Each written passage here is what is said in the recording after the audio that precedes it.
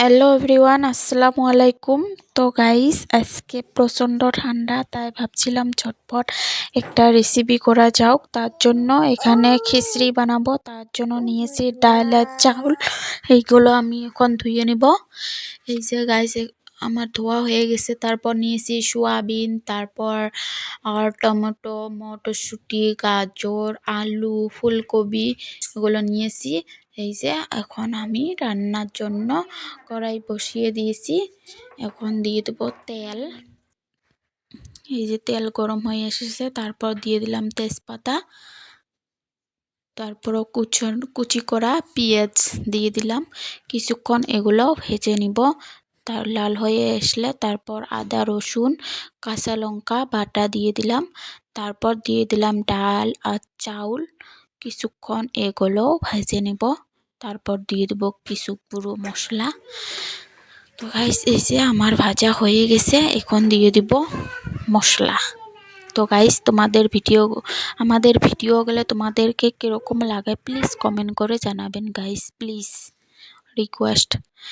এই যে গাইস, লবণ দিয়ে দিলাম, তারপর হলুদ গুঁড়ো, লঙ্কা গুঁড়ো, ধনিয়ার গুঁড়ো, জিরের গুঁড়ো, সব কিছু এগুলো দিয়ে তারপর কিছুক্ষণ ভেজে নেব। তো গাইস, এই যে লঙ্কার গুঁড়ো দিয়ে দিলাম। এগুলো কিছুক্ষণ ভেজে নিব। তারপর দেব কাটিয়ে রাখা বস্তু, সবজি। তো গাইস, ভিডিওটা ভালো লাগলে প্লিজ লাইক, কমেন্ট, শেয়ার করে দেবেন। এই যে সবজিগুলো দিয়ে দিলাম। এখন কিছুক্ষণ ভেজে নিব। তারপর দিয়ে দেব জল। প্লিজ রেসিপিটা বাড়িতে একবার ট্রাই করবেন, প্রচণ্ড ভাল লাগে।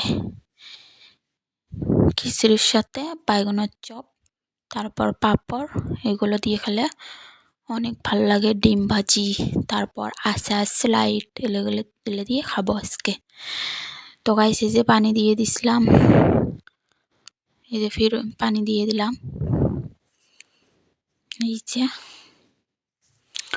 তো গাইস প্লিজ কমেন্ট করবেন, প্লিজ গাইস প্লিজ। ভিডিওটা একা একা বানাচ্ছিলাম, তাই একটু বেয়া হয়ে গেছে।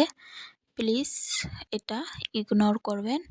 প্লিজ ভিডিওটা দেখবেন পুরোটা, স্কিপ না করে। তো গাইস, আমরা তো আছি কোয়ার্টারে। এখন তোমাদের দাদা ভাই আছে ডিউটিতে। আমার মেয়ে ভাই এখানে খিচড়ি বানাচ্ছিলাম। তারপর দিয়ে দিলাম এলাচ কয়টা থেতো করে। তারপর দিয়ে দিলাম গরম মশলা। কিছুক্ষণ ফুটিয়ে নিয়ে তারপর দিব কাঁচা লঙ্কা দুটো আর ধনিয়ার পাতা।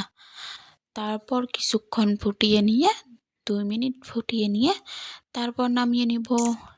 এই যে এখন বাড়িয়ে নিছি আমি খিচড়ি, ভাত তো নয় সরি,